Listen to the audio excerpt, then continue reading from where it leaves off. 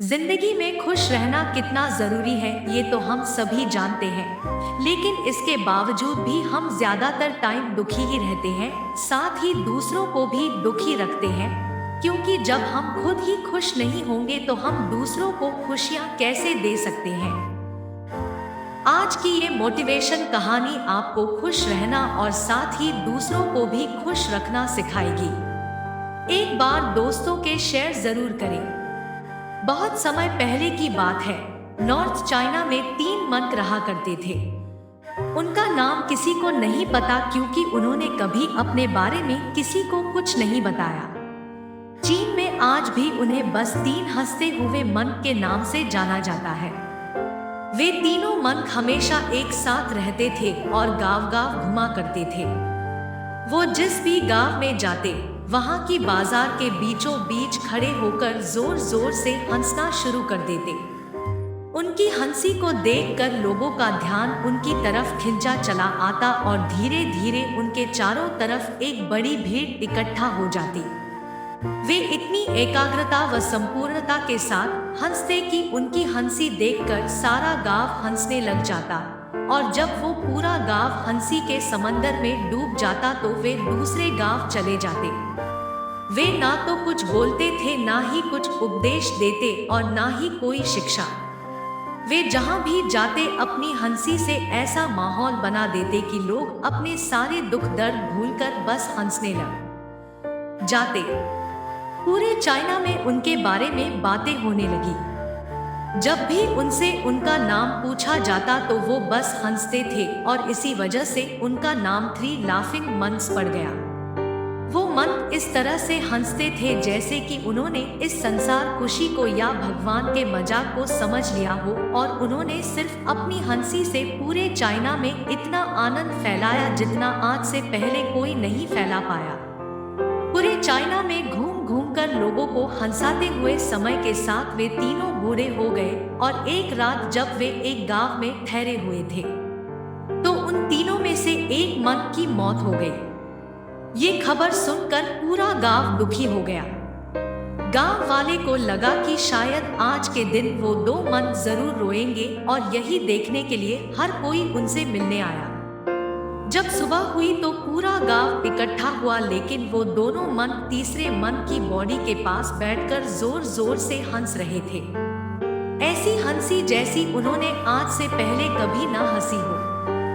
गांव के कुछ लोगों ने उन्हें समझाने की कोशिश की कि यह आपका साथी था और इसकी मृत्यु पर आपको हंसना नहीं चाहिए।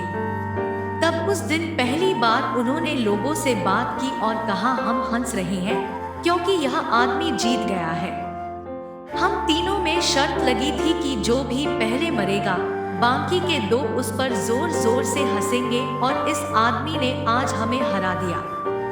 हम अपनी हार और इसकी जीत पर हंस रहे हैं। से अंतिम विदाई देने का इससे बेहतर तरीका और क्या हो सकता है। ऐसा कहकर उन्होंने उस तीसरे मंक को चिता पर लेटा दिया। चीन में यह प्रथा थी कि जब किसी इंसान की मृत्यु हो जाती तो उसके पुराने कपड़े उतारकर उसे नए कपड़े पहना दिए जाते थे, लेकिन मरने से पहले उस मंक ने अपने साथियों से अपने कपड़े न बदलने के लिए कहा था।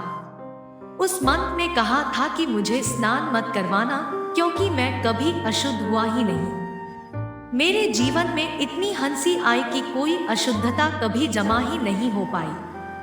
जब उस तीसरे मंक के शरीर में आग लगाई गई तो आसमान में जोर जोर से पटाखे फूटने लगे। उस मंक ने अपने कपड़ों के अंदर ढेर से पटाखे छुपा कर रखे थे। ऐसा नजारा देखकर पूरा गांव जोर जोर से हंसने लगा, और मरने के बाद भी वो मंक लोगों को चेहरे पर एक मुस्कान देकर गया।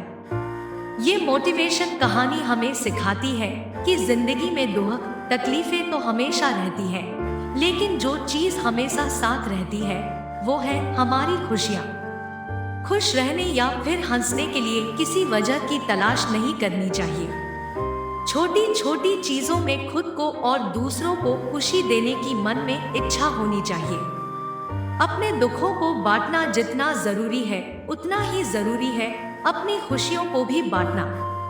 हमारी ये जिंदगी भी बस एक मजाक है, जो इस बात को समझ लेता है वो दुनिया के उन झमेलों में नहीं पड़ता है जो बेवजह हमारे दुखों का कारण बनती है।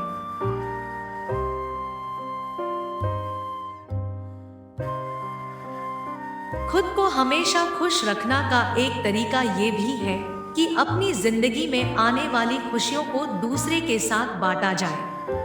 खुशी एक ऐसी चीज है जो बांटने से बढ़ती है और गम बांटने से काम होता है। इसलिए लोगों के साथ खुशियों के पल जिए। लोगों से हंस कर बातें करना, छोटी छोटी चीजों में खुशियां, साथ बैठकर हंसना और मजाक करना, ये सब आदतें हमारी खुशियां बढ़ाती हैं। हंसना, मुस्कुराना, ये सब हमारी जिंदगी का एक अहम हिस्सा है, लेकिन हम अपनी खुशियां अक्सर अपने दुखों के बोझ के नीचे दबा लेते हैं। और जैसे जैसे ये बोझ बढ़ता जाता है हम हंसना और मुस्कुराना ही भूल जाते हैं। अपने गमों को भुलाकर जिंदगी को जीना सीखें।